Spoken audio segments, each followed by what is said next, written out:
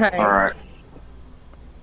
I gotta get down to the nitty-gritty of stuff and do all the technical stuff so that it'll come out and be cool and stuff. I gotta get Yeah, there. so it'll come out and polished and looking official. Yep, Yeah. that's right. Okay, so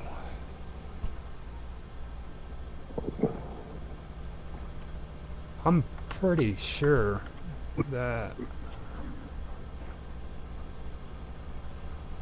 there we go. It's still doing that rumble. For some reason, it just takes forever for that thing to kick in. I don't understand why it does that. Like everything else, pretty much. Eventually, even Odyssey pops up, Yeah. but it just Rumble does that. I have to keep hitting refresh until it finally kicks in. There we go. It's working. Alright. So let me check the audio real quick. It's working. Yep, there it is. Alright. There we go. Yeah, it's good to go. Now I'll put it back on Jitsi, and I'm gonna put it in widescreen. So from this point on, I can't switch around and bounce off of this, so that I can get good footage of you guys. Okay. So whenever you want to start the interview, you guys freaking make up your mind on who's gonna do it and stuff like that. My job is specifically to keep a shot of Mark's pretty little face. Okay. I mean, we'll start it off with like kind of Austin maybe asking some questions. I have a few things to ask. No, don't jump the gun. Don't jump the gun. You don't want to give them any. You can. You don't want to give them any. You can. As we go along, it'll progress. What? Since it's your show, Mom, you introduce the show, and then you have me start by asking Mark the opening question. Then we'll let Mark take over. Okay. All right. So you ready? Okay. Yeah. You want to just count down or? Yeah, go ahead and do the countdown. 3, 2, 1. Hi. This is becoming. Hi, this is Summer Todd. My show tonight, we have a guest, Mark Edworthy. We're going to be kind of interviewing him about some things, emergent behavior. Austin's kind of going to kick that off, my son. So let's get started. And and Mark is on the screen, so we welcome him tonight. Thank you for joining the show, Mark. So, can you start off by giving us a walkthrough of what emergent behavior is? What emergent behavior? I did capsulize it a couple days ago. What did I say at the time?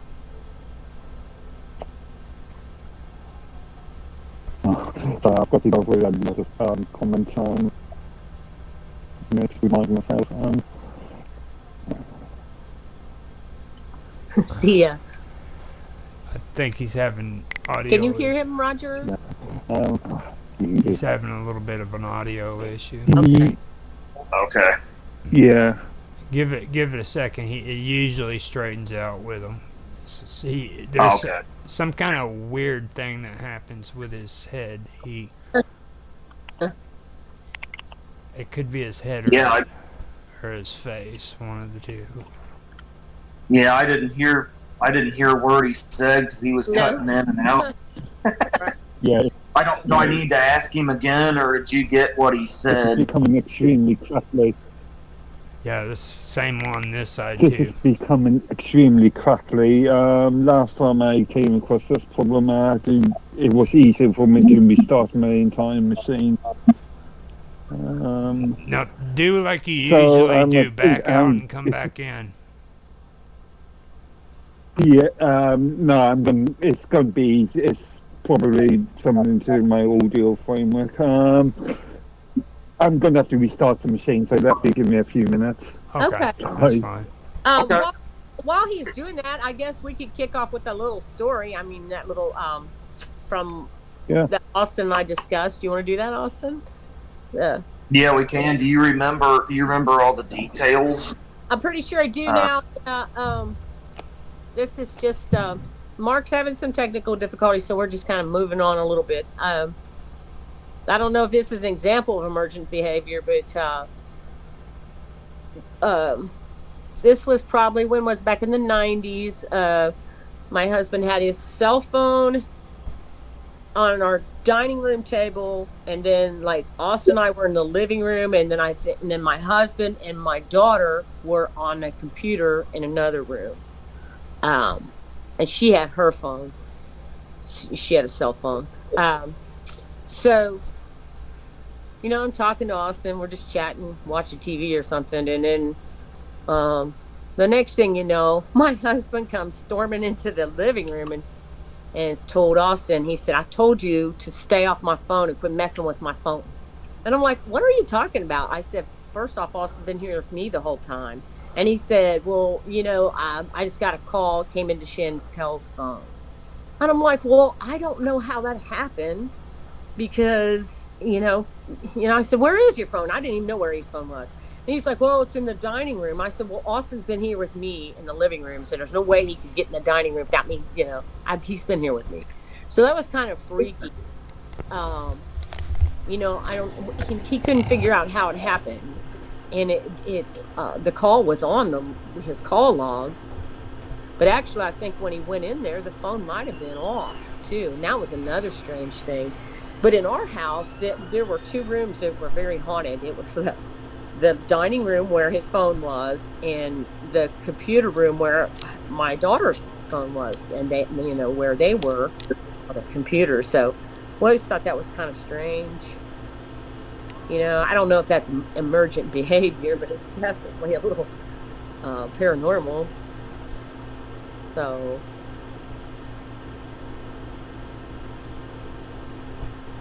yeah, can you hear me, Austin? Yeah, I can hear you.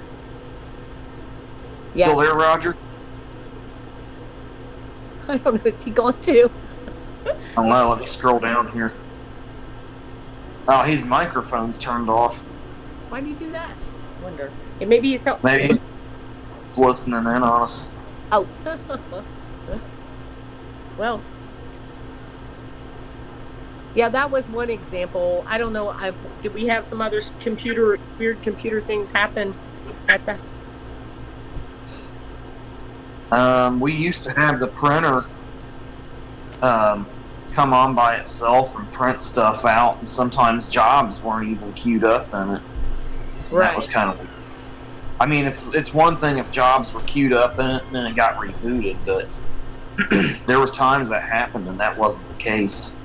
That room was kind of odd, especially with electronics. I think it was just a strange room to have a computer in. Yeah. But I know, we had things happen at work that was kind of odd sometimes too, like that. But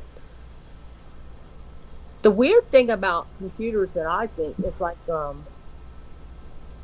I was going to class, like a computer class in Middletown here where I live, and I had to take an exam, and it was about, they had all these equations and stuff,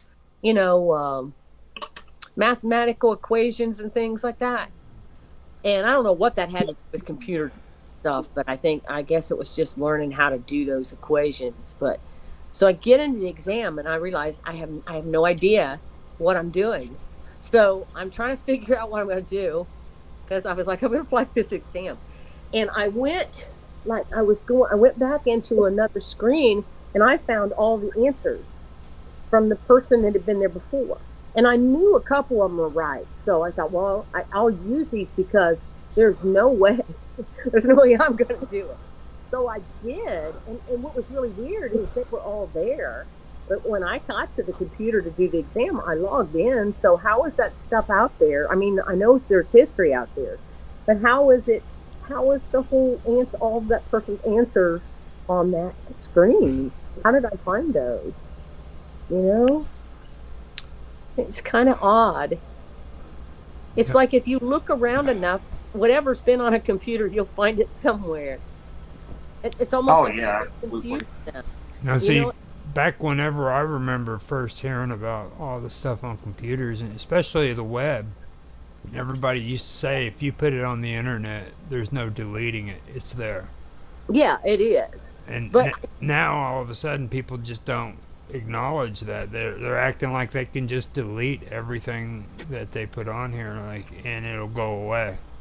oh no, there's like, if you ever watch like murder mysteries or in theaters, the detectives, they can find so much on computers, even if you think you've deleted it. But what's weird to me is like I'm not real good with computers, but I'm real tenacious.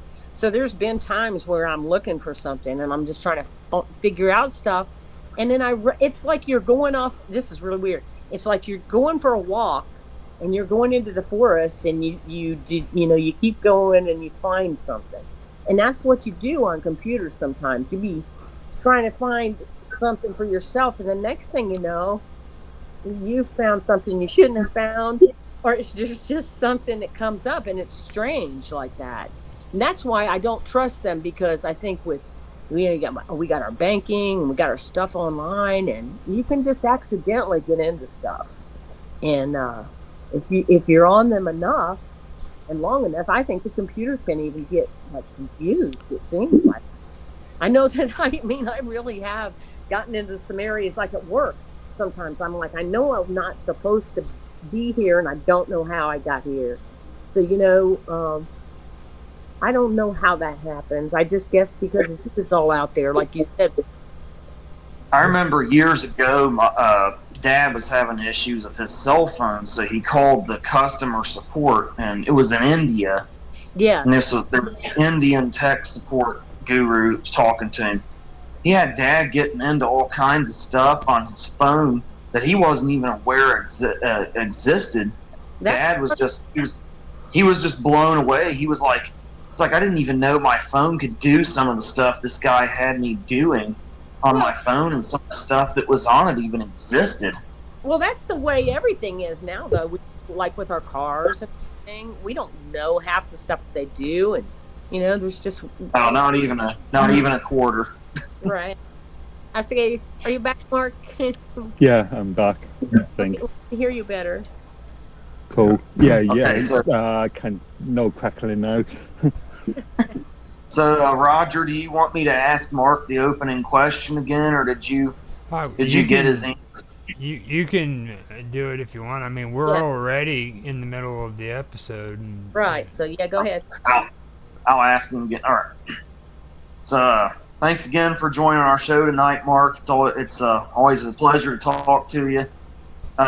So can you please start by giving us a basic walkthrough of what emergent behavior is, and I,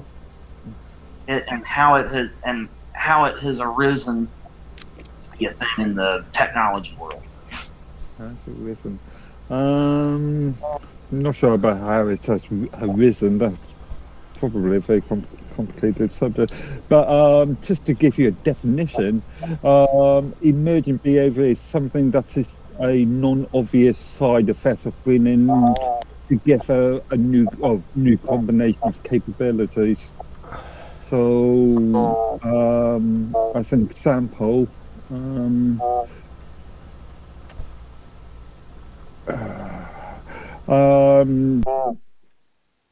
bringing in the internet and video. No, that's actually a bad example. I can't think of any good examples at the moment. My brain's gone dead. Like Um, maybe when you bring together like net and video, like you saying, there's possible things that can happen with all of the ins and outs and all of all that lead to some other outcome. Is yeah, how I'm understanding yeah. Hmm. kind of what you're saying. Mm. Right. But as far as how it come across. I suppose that's you could argue it's the same thing as people writing things down and then the creation of the Gutenberg press is a good example, I think. Yeah, because a lot of things come out of something like that. So that's your basic overview of what it is. And there's a lot of possibilities and a lot of different things come together at once, and they create an unexpected outcome. Right.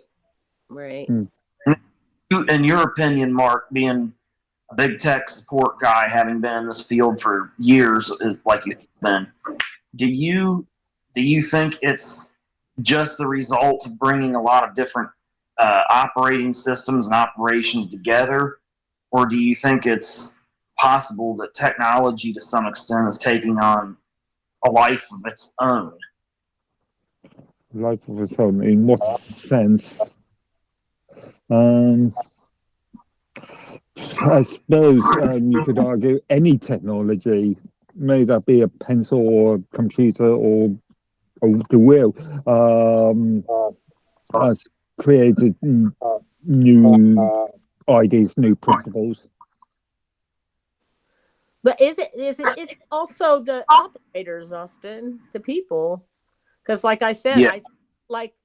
I was talking earlier when you were out, Mark, about how like I'm not great with computers, but like at work sometimes I'm very tenacious, and I would go and to try to find out what I'm do something, and I would end up where I shouldn't have been. So I think there's something with computers. I don't know, actually it's humans that put all the information in there, and maybe you can confuse it. You can confuse the programs and stuff, and so you end up in places you shouldn't be, or that's why I trust them. I think there's so much you can come upon. There is an old joke in the industry which goes something like error at the end of the keyboard. It's, or the other one is what you put in is what you get. So as the user, you are putting in information, and if you put in the incorrect information, some odd things can happen. Right. Can you guys hear me? I said, yeah. I said it's kind of like taking a walk into the forest, and maybe you shouldn't go any further, but you go into another area and you find out if you see the house or something you're not supposed to see. It takes you on its own path sometimes. And I know when it first started, I talked to some kid that worked at a savings and loan or something, and he said him and his friends would always erase each other's loan. Now back then, I don't know if they could go back and see I'm sure they could, but he said that they were pretty careful with it, but a lot of them would just get rid of their car loans and things like that. So there's always people that are doing stuff couldn't, but that's a little different than emergent behavior. But it is the users, have some component there too, or. Yeah, I suppose it depends on if you look at in the sort of domestic sort of environment, you get end users at home messing around with their own machines, then yeah, that's more than probable. But in a good, structured, locked down sort of corporate environment, that's going to be a lot more difficult. Yeah. Huh. So basically, what is? But there's always ways to kind of fool the programs and computers too, right? Again, depends on how locked down they are. If, let's say, your IT management information service department is taking logs of everything you do, Yeah. then it's going to be much more difficult for you to fill the machine. Yeah. Yeah. So basically, with emergent behaviors, how does that have like a mysterious twist to it? Like it sounds to me like all of it basically stems from the user. How does it kind of set itself apart from just error basically? I don't know. You could argue that the creation of a lot of well-known inventions came from errors. So thinking something like penicillin or something. Somebody creates something for a specific purpose, and then that product is used elsewhere later on. So Teflon, being a good example, that was used for specifically the space race, and now we all use it in our cooking applications. Yeah. Right. Yeah. Yeah. Yeah. Mm-hmm.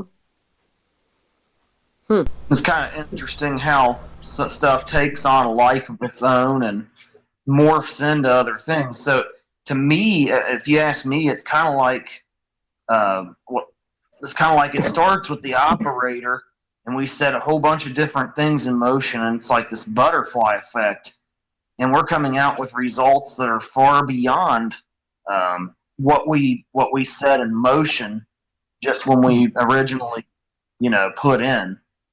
And it's so kind of the whole concept kind of takes on a life of its own, Right. and our creation kind of could tend to get away from us, if you look at it in that respect. Well, and two, don't you think? I think, like I said, I'm not a big computer person, so correct me if I'm wrong. But when you make a program or you do a program, or you think about how the people are going to use it, and maybe you just don't realize that people are going to do something totally different,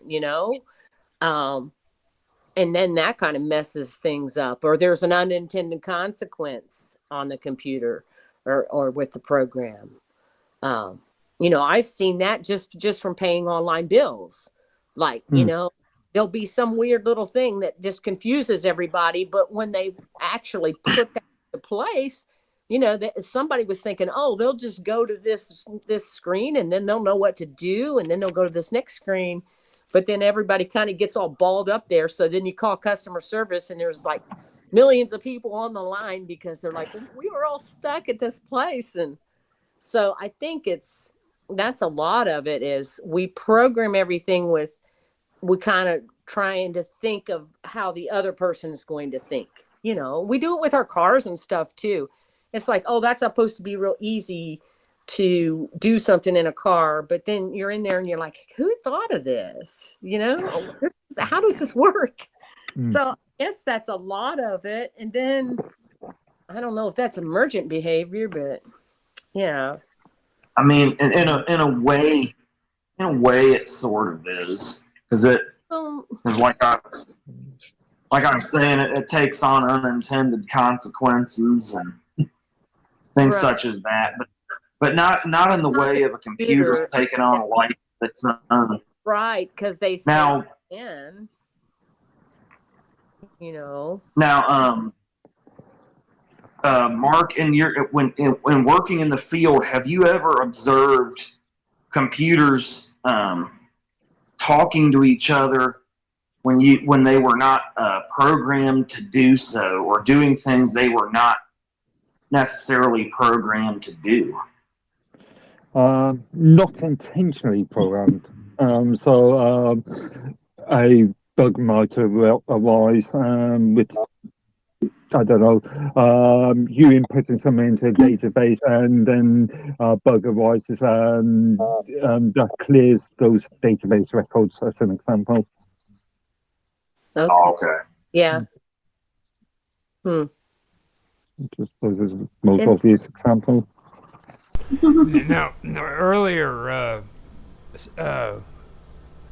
they mentioned cars. Okay, now when you're talking emergent behavior, what about the recalls that happened with Tesla, where they had to recall their cars because they were actually trying to take off on their own and stuff like that? You remember that?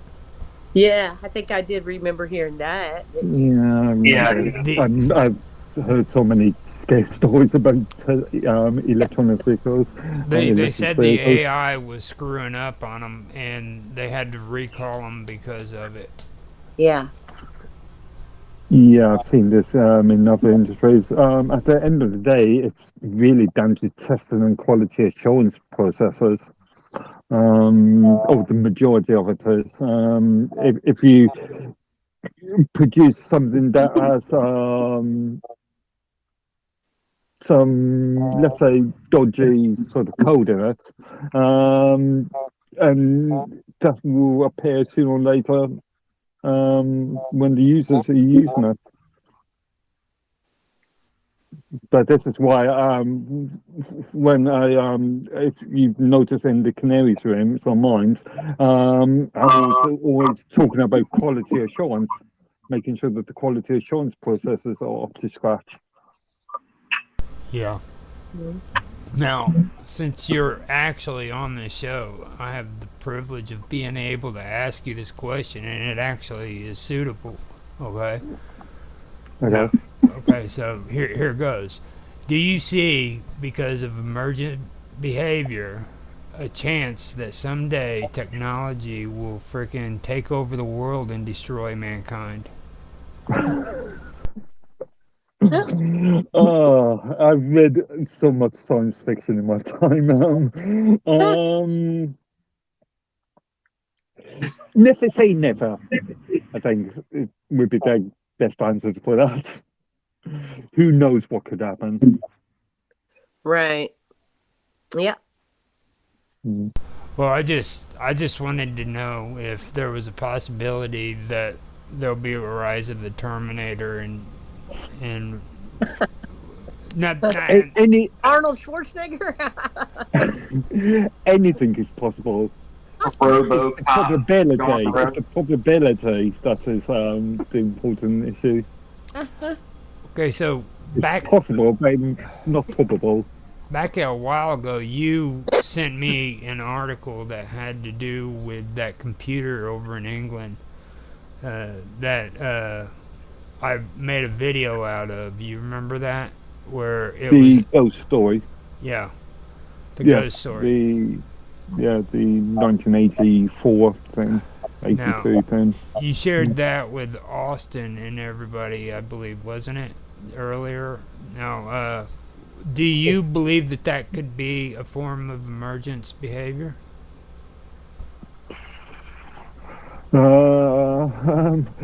I am quite skeptical. In arguably, there was in the video there was a discussing with an academic, a historian, who demonstrated that some of the language that was used wasn't appropriate for the time period. So it could be just a scam. Could have been just a simple scam to sell books or something. Hmm.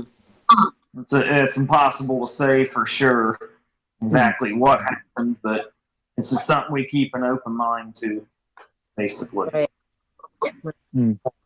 But I mean, it is interesting that the micros were doing that.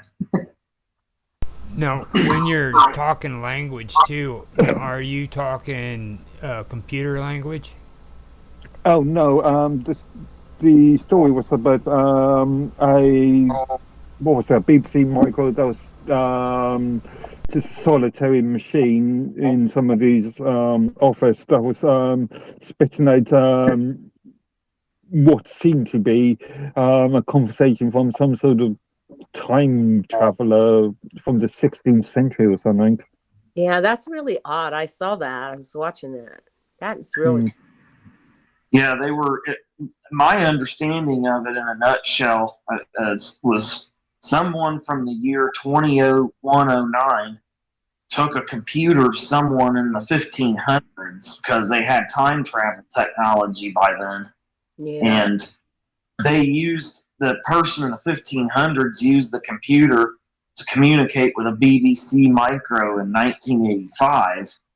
And these three time periods, 1500s, 1985, and 2109, were relaying messages with each other for some reason. So, because 2109 initiated the entire thing by going and linking somebody from the 1500s up to another time before them, after them, and then before 2109. And they're connecting people from different time periods for some reason. Huh. But the thing I didn't understand was what purpose would that have been for? Why would someone in the year 2109 want to link all these people from different centuries talk to each other? Yeah, it's an amazingly interesting concept, but why would they do it? Because the 2109 was never really clear why exactly they were doing it. From what I can understand, they said there was some divine purpose to it or something that was going to propel humanity forward, but that they couldn't delve into what it was. So that trying to act like there's time travel or something. Yeah. Apparently, people by the year 2109. Well, there's always been those stories like we saw some on Unsolved Mysteries, like back in the 1800s or something. They had a picture with this guy supposedly had a cell phone, and it like so there's weird that. Yeah, we could do an entire episode on like time slips and pictures and stories that supposedly point to it. And that story Mark gave us about the BBC micro, that kind of does tie into that concept. But as always, who knows really if it's true or not? It's right. It's impossible to say. Something that confused me about that video is it was very rare at the time for people to have any sort of means of communication or telecommunications using those devices. And I don't think it was actually ever mentioned in the video about if it was connected to a telephone line or not. Right. I suspect it wasn't. Yeah. No, you did say, though, that he was a teacher and that the computer came from the school, right? Yeah. Yeah. Yeah. But even in that sort of scenario, at the time, external communication was not that much heard of. Right. Yeah, I agree, because I remember when I was in school and they had computer class and stuff, and all the students would go into the library and there was all these, they were networked in the school, you know what I mean, but they weren't hooked up to the internet. Right. Yeah. They were the BBC uses a connector protocol called Econet, and as far as I can say, within the UK, Econet wasn't used that much. Right. So, yeah. Now, with what you guys were saying too, you got to also understand this, okay? If they are a network of time travelers, they would have to communicate with one another. So that means they would have to have a system where they could communicate. So one could be in the 16th century, one could be in the 10th century, and one could be in the 21st century. They would communicate. Right. Huh. That's interesting. According to the guy in the 1500s in that video, the people from 2109 brought him and his family what he called a box of lights to use to communicate, and that was that was what linked him to 1985 and 2109 somehow. Huh. But Yeah, but why would they want to talk to him though? I mean, he's just like a sheep Yeah. herder, and wasn't he? He was a sheep herder. No, he's a No, he was teacher. a teacher. He was Sorry. a teacher. I can't remember which subject. But he was a primary school teacher, I think. Yeah. Yeah, school teacher, I think. and the guy from the 1500s was the sheep herding farmer. Yeah, that's Yeah. what I was talking about. He was the sheep herder, right? The guy Right. from the past was the sheep herder. Yeah. So, I mean, that's kind of odd right there. But And also, if it is a sheep herder from the 15th century, 16th century, how literate would that person be? yeah, Would that person be able to write, type or write? exactly. Being a sheep Yeah. herder, especially because we were talking about literacy with the Shakespeare episode I was doing, or we were doing with Bob Dub, and like they didn't like what was it? I think they said that people who are in today's world, people who are 18 to 20 have like 10,000 freaking words in their vocabulary, and by the time they hit 50 or 60, it goes up to like 45,000. Wow. And they said that during that time period of Shakespeare, freaking, it would have been a lot smaller. So, in my opinion, I would see like the average person at the age of 18 to 20 even being smarter when it comes to literacy than people back in the 15 or 1600s, because at least they went to school and they got an education for all those years, you know. So Yeah, illiteracy was so common back then. You know, the overwhelmingly vast majority of people. And this guy was supposed to have written a book in Latin or something on top of being able to write in English. yeah, And then, and he said he hid the book somewhere at a university or something. So I don't know if they ever went looking for it to find where maybe this book was or not. That might be a smoking gun if they could find that. But even still, that doesn't answer the question of literacy necessarily. No. But if you even know, irrelevant of then, only real sort of good academics know Latin. I can speak a little bit of classic Latin, but very little. Yeah. That's kind of a weird thing. Yeah, that's not a common language, is it? Not anymore. Catholic Church. Yeah. Yeah. In the medical field and science field, Mm-hmm. botany and stuff. Yeah. so Yeah. that is pretty odd. Now, I do want to ask one question, and this really is important. With this, what was it called again? Immersive behavior? Now, Emergent. emergent behavior. Do you see it as being an issue with AI and what they're doing with AI today? Again, you know my criticisms of what is being Well, claimed to be artificial People on intelligence. the screen don't know, so you're going to have to spell that out, because I like hearing that. So, yeah, go ahead and just say it out loud so that people can hear it again. Okay. A lot of things that are being described as artificial intelligence are no more than things like database queries.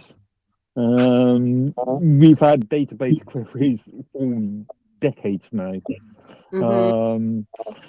Search for this entry in this database, as an example. So I find that the term artificial intelligence is just another sort of corporate buzzword. It's just latest fad buzzword, much like cloud was or couple of ones, yes, but yeah, just a buzzword which is in most parts meaningless. Yeah, okay. So now that you've covered that, do you see all of that being an issue when it comes to immersive the behavior? Emerging. Do you The see it as behavior. being do you see it as being an issue with a lot of that going on today? It will be an issue as far as advertising and marketing and fooling the uneducated, much to say, the uninitiated. So yeah, again, we get bombarded by adverts that are just full of jargon, meaningless words all the time, um, and people buy the latest gadgets based on these um, pretty poor advertising methods. Don't they call them like buzzwords or something like that? Yeah, buzzwords. Yeah. Yeah. Yeah, it kind of So it's gets kind of a selling point for like the latest gadgetry in a lot of cases. right. Yeah. Right. Which again, in reality, is totally meaningless Yeah, if you we're really look at it. susceptible to that, though. You know, it, as people. Yeah, I played around with some of that AI in the last week or so, and there's a lot of things that struck me kind of peculiar. Like they like to call it artificial intelligence, but the thing of it is like if you have two things that relate to one another, but they're geographically separated, they won't correlate the two instances and come up with an answer appropriately because they don't see the connection between something in Africa taking place and something in India taking place, like say 1,000 years ago. They just don't relate those two incidences together. You know what I mean? Mm-hmm. Yeah, So if we use an example like ChatGPT as a good example, that is just really a glorified search engine. It just looks at other sources, so other database entries, and then just spouts out an answer based upon those other sources. I think me, you, Roger, and what's it, Chris Do Good had a conversation back on in the previous stream about what is intelligence, the definition of what is intelligence, which is a very our large area. yeah, I believe it was Mr. Robot and Tan. That's Okay, yeah. Tan. That was the good episode where Mr. Robot got me in trouble on Facebook or YouTube. Indeed, yeah. Yes. Really? Yeah, Mr. Superstar. Huh. That's weird. Yeah, it was interesting, and don't worry about the subject matter because we don't want to get in trouble again. Yeah, he got you a strike on your channel for. Yeah, well, it was a warning. It was a warning. Thank God it was just a warning. And Yeah. I think it's done, but Huh. I'm not sure. It wasn't on this one or my other strange stories. It was on my Praetorian. No, it was on actually it was on my working with audio and video. It was my archive of all the stuff I've done. You know what I mean? Since I started doing audio and video, and we were doing tech talk on there, and he had to say the one word that would get YouTube pissed off at me. And mind you, this was about technology. Okay, it was tech talk, Yeah. and Robot got me in trouble. Well, it was a tech talk, but it was more philosophy than anything. Oh yeah, you can go so many directions with AI. Like all of a sudden, we were talking about what God and creating freaking other intelligence. That well, we actually just got out of that conversation last week, I believe, didn't we? Austin?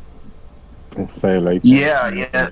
That's interesting how it does wind up tying into so many other concepts that one could be, could consider paranormal.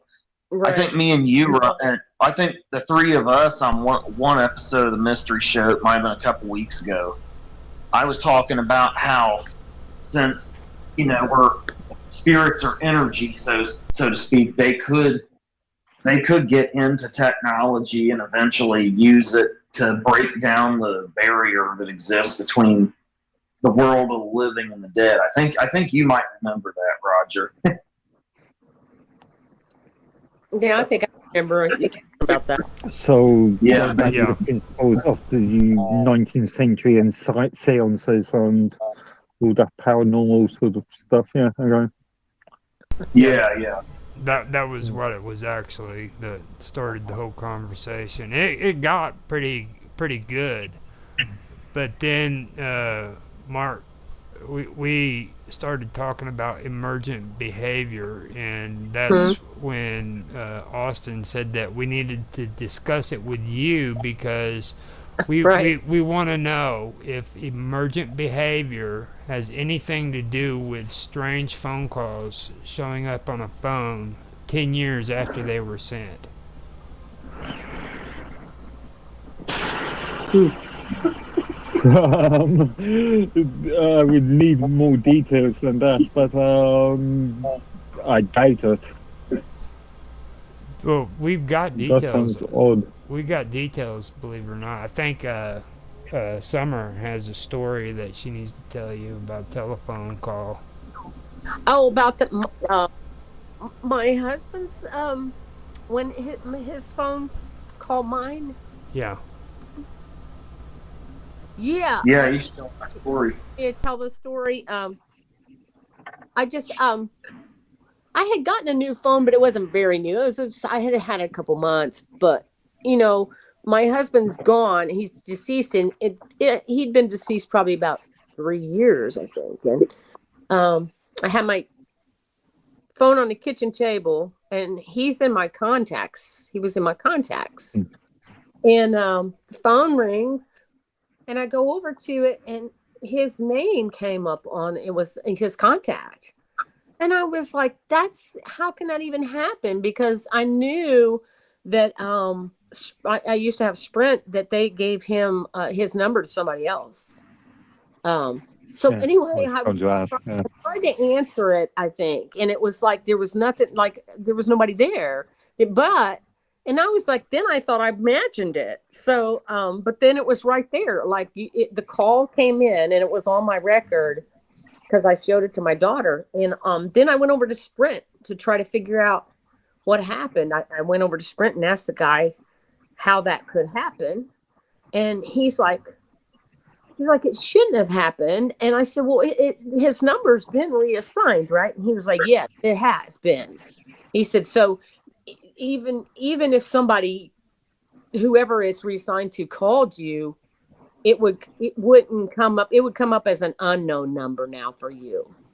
He said, and then how would they call you anyway? He said, because it's nobody you know, I'm sure. He was kind of freaked out. So anyway, it was bothering me. So I called my husband's old number. I got a hold of some lady, and I kind of just told her what was going on. And she was like, well, goodness. And I was like, I just want to know, did you accidentally call me today somehow? I said, I don't know how in the world that could happen. She's like, no, because she said, basically, I use my phone for texting mostly. And she said, so no, I didn't even make any calls today. She said, I'm sorry to hear about your husband and all that. But, and I guess she didn't think I was crazy, but it was weird.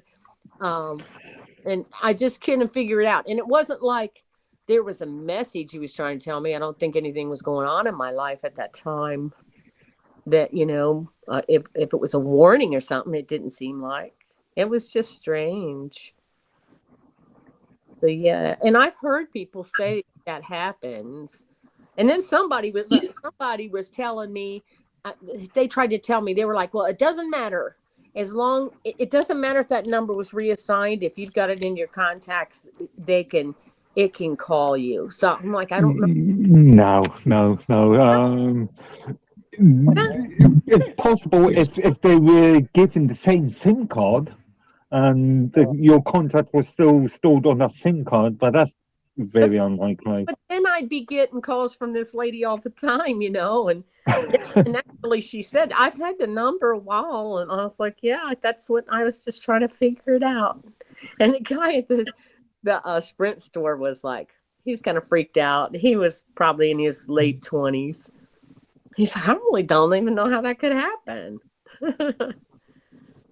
So yeah, that's just unexplained stuff. I don't know if it's really technology, but and then we were talking about, we used to have a computer.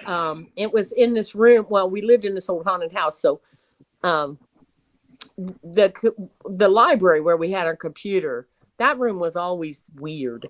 And Austin was talking about how sometimes the printer, you just like, it would just start printing. And I know, because I've worked at a university, you get jobs in the queue, but we didn't have any jobs in the queue there a lot of time. It just print some odd thing or just print nothing. It was strange. Well, that could just be down to faulty equipment. Huh? Possible. That could be just down to faulty, yeah. Yeah, and back in the old days too, like that was back in the 90s when you first you get in the computers and setting up the printers and all that crap, it's always kind of weird. But yeah. Austin had recorded and had some weird stuff happen at our house. Remember, Austin, did you tell him about that? No. There's been a number of times where I was recording in my studio and stuff, and I would pick up things that I didn't hear while I was recording. I'd go back and listen to the recording, and stuff would be in it. So I think sometimes I've tied this back to the unexplained or the world of the unexplained. Yeah, we heard the woman talking in the video, right? That was strange. Yeah, that was weird. Be down to position of speakers or microwaves, or it could be some of the interference. That could be too. Yeah, that's possible. Right. Now see, that's important right there, because like, believe it or not, Mark, what you did is you helped debunk or frickin' verify things, you know what I'm saying? Like, what you just told,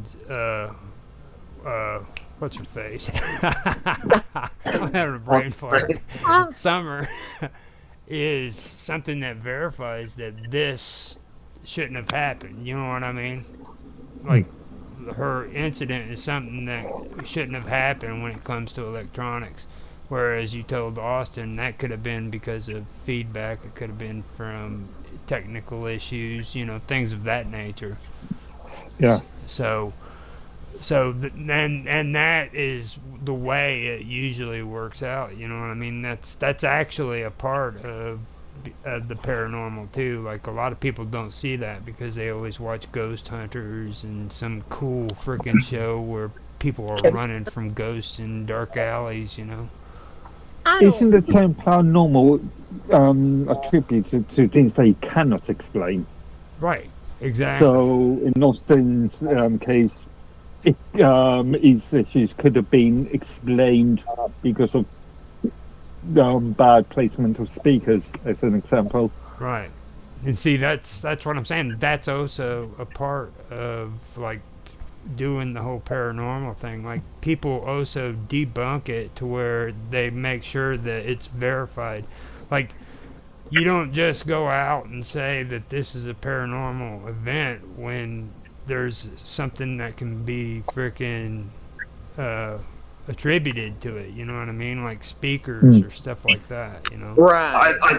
I think sometimes, I'm not a skeptic when it comes to the paranormal, but sometimes you do get more credibility by debunking things that are not paranormal as opposed to, you know, things that are really unexplainable.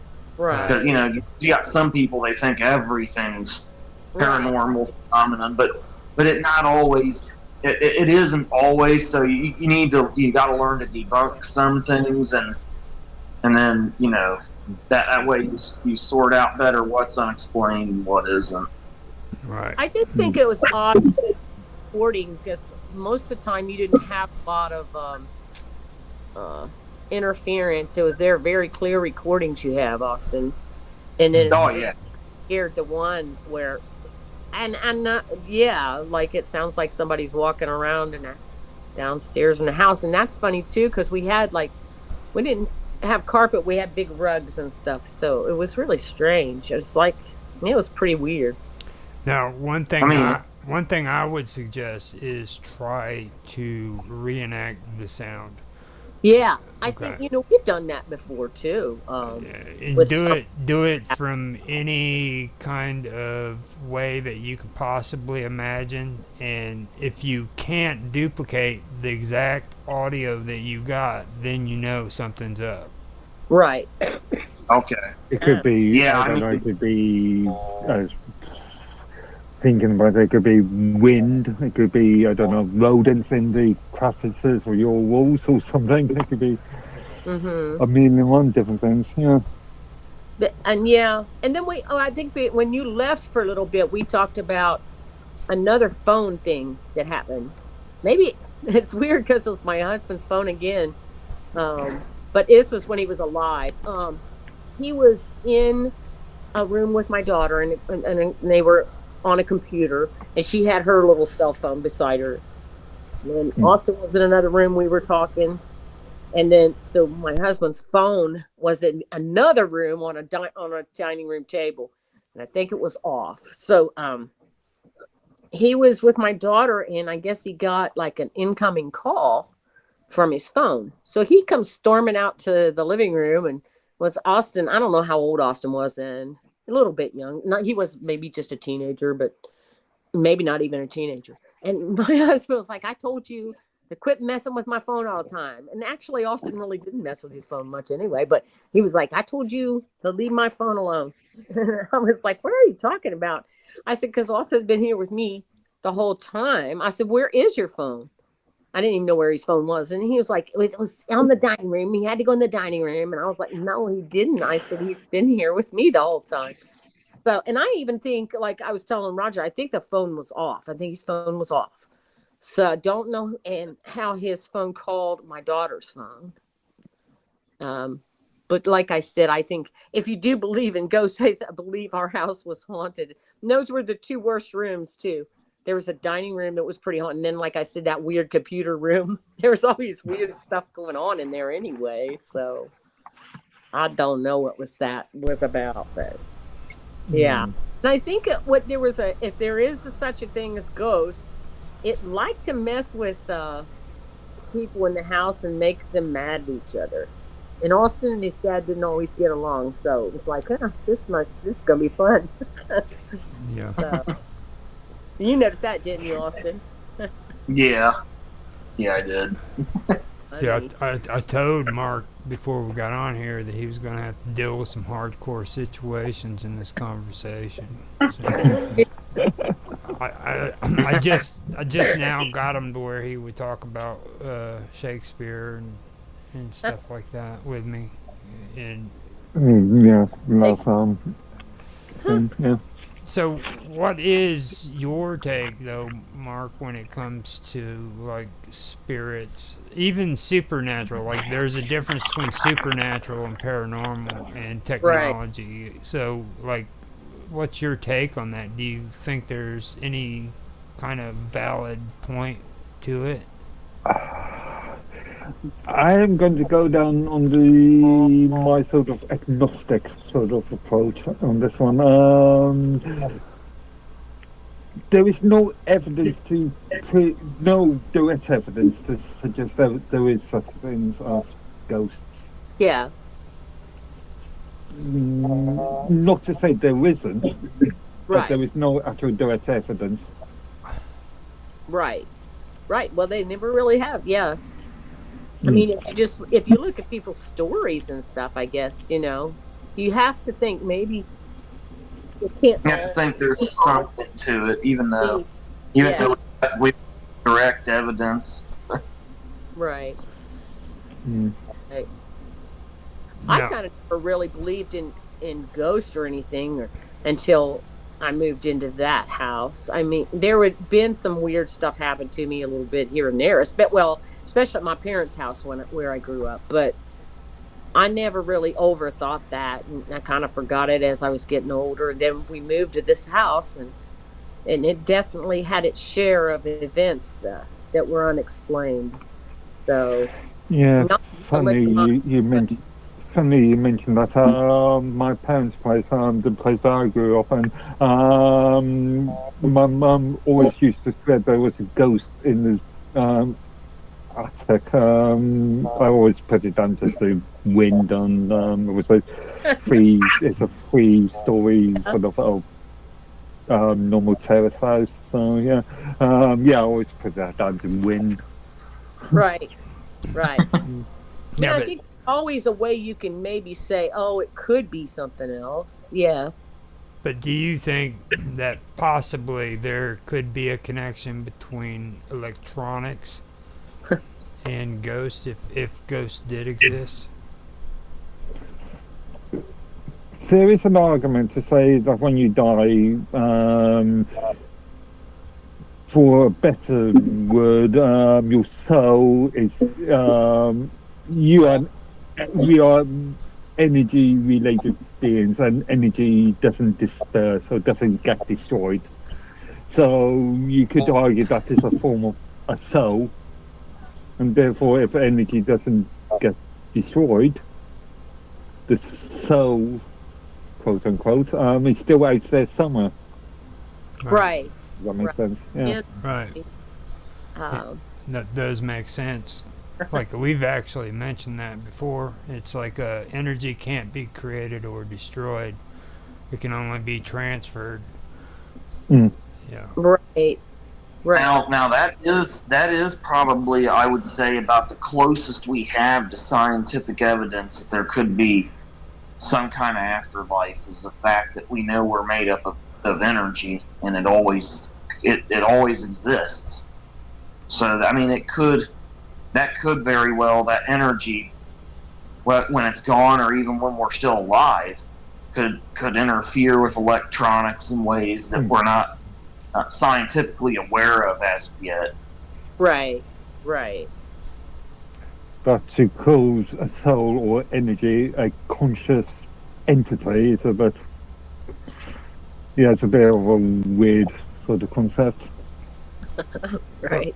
Well, see, that's Mm. also something that a lot of people, even in the paranormal world, have a issue with. Like there's different kinds of paranormal. Like there's we were talking the other day about a what did they call that? Where freaking something is like burned into a certain time period or a certain area where spirit will do things over and over again. Oh, repeat hauntings. Yeah, repeat Yeah. hauntings. Now, And it's Yeah, not like imprint on the energy of the area from right. some event. yeah. Yeah. But you know what? Now this is kind of off of that though. But we did have a show. Um, we were talking about people that are sliders. Like, have you ever heard of that? Sort of going from one time to No, place to another No, time no, place. that's a TV show. no, they're Yeah, that's what I was thinking. they're people. Yeah, that's what I first thought of. But when I was talking about the sliders, No, it goes directly with computers and electronics and stuff. It's a phenomena because I noticed it with my daughter, and Austin can attest to this. When she was going through puberty, she'd get mad or she'd be mad at a boyfriend, and like light bulbs and stuff, she'd just like they'd just like go out. And I was like, what is going on with her? Or if like she had watches, she couldn't wear watches.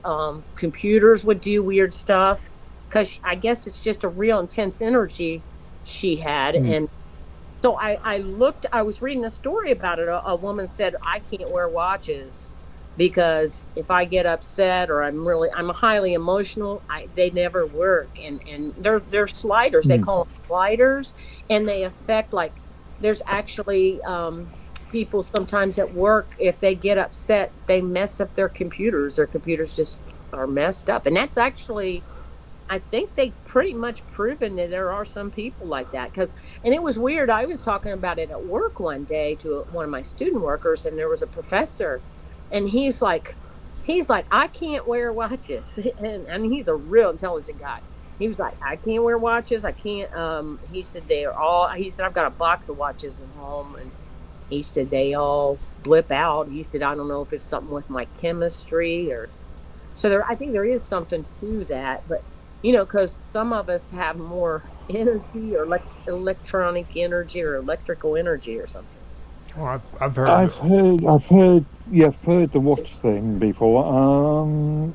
As far as computers concerned, of course we don't generally use them anymore. Mechanical hard drives, magnetic based.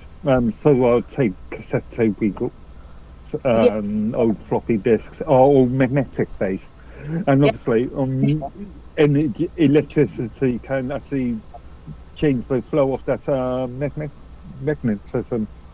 Oh, the magnetic. Yeah. Okay, I can see Mm. that. Yeah, yeah. Yeah, that makes sense. Now, I've also heard of like people walking by freaking telephone poles and the poles literally going off. That's what my daughter did. Yeah, Okay. she walk under a street light and it just would go off. It wouldn't blow up, but it would just go off. And she's still got that weird energy. I think she's, harnessed it a little now. She's a little older, but yeah, it's strange. Mm. But whatever it is, I agree with Mark. It is rotated around electricity in some way, electromagnetism or some kind of energy related to electricity. Right. I do think I do think that's a good basis for explaining the paranormals, like the theory of energy and electromagnetic energy and what have you. Yeah. How it ties into technology. So technology, in a lot of ways, with everything, including some of that could be a bridge between the worlds, so to speak, that we unintentionally created. Right. And we also endowed technology with a life of its own by combining so many operations together that result in outcomes we didn't realize, and things like that. So that kind of does branch out into that without our intending to. This is kind of the world where skepticism and debunking things meets the paranormal, which is that's really interesting how they kind of intertwine. Yeah. Mm. Mm. So we are definitely at the hour, man. You wanna Oh yeah. you wanna call it a day, or are you guys done with your questions? I'm Any more? finished. I And you see the final unloaded. thoughts. I unloaded. I finally got Mark on an episode that was about freaking ghosts and Oh. UFOs and all that good stuff. So guess what? I hit him with the hard Oh. one. Like, I actually asked him, I was like, do you think that technology will someday turn against man and destroy civilization as we know it? Oh my goodness. And, That's so dramatic. well, I have to I be. mean, didn't we virtually see that with COVID? Yeah. The creation of a virus, and yeah. Now outside be the land. careful there. Now, don't be saying no extra words. Okay, but Yeah, Yeah, we got to be careful with those extra words. The ingredients especially is what will get us. So, just, yeah. Hmm. so Yeah, I don't know. I can't think of anything really right now. I think we pretty much asked him a lot, right, Austin? I think we did cover a lot of pretty interesting stuff. Now, if you want to hang out after the show, you can hear my recording for everything about aliens, because that's another thing I've been That's trying to another get thing. more. That's another thing that's supposed to affect computers and lights and all that stuff, isn't it? Now, Yeah. It's kind of No. crazy, but I'm not a big alien person, but I don't know. There might be something to it because a lot of people have seen them. So to now say that, you guys Or they claim understand. to see them. Yeah, you guys Claim. understand.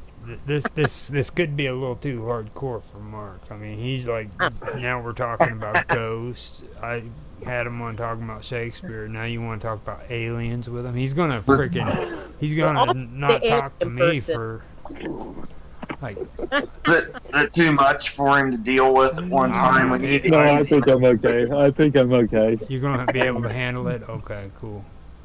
Because Maybe. we've got some pretty good stuff that we're going to be talking about. So Okay, well, Yeah, I'm frozen up right now, so I need to get off and back on, because I can't. Everything froze up. I can. I'll get hear off you. and back on. Oh. What? Go ahead. I can hear you. It's just give it a second, and it probably will pull the video and everything back up. Your phone has to adjust. yeah. Okay, maybe Yeah. maybe should I refresh it or no? If I was you, I wouldn't touch it. Every time you touch them things, that something happens. Okay. What, Like- wrap this up and do a whole other show, or what are you guys just like continuing on here, or what's going on? Well, you have to say something to end the show, and then I have to hit Okay. stop stream, and All right. and it's all good, and then we can just keep.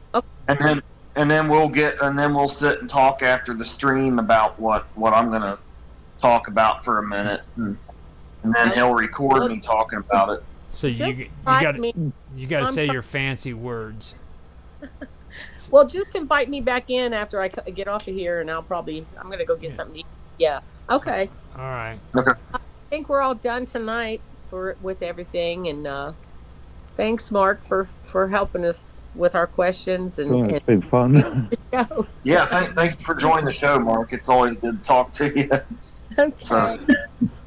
Well, have a good weekend, everyone. Want me to? Yeah.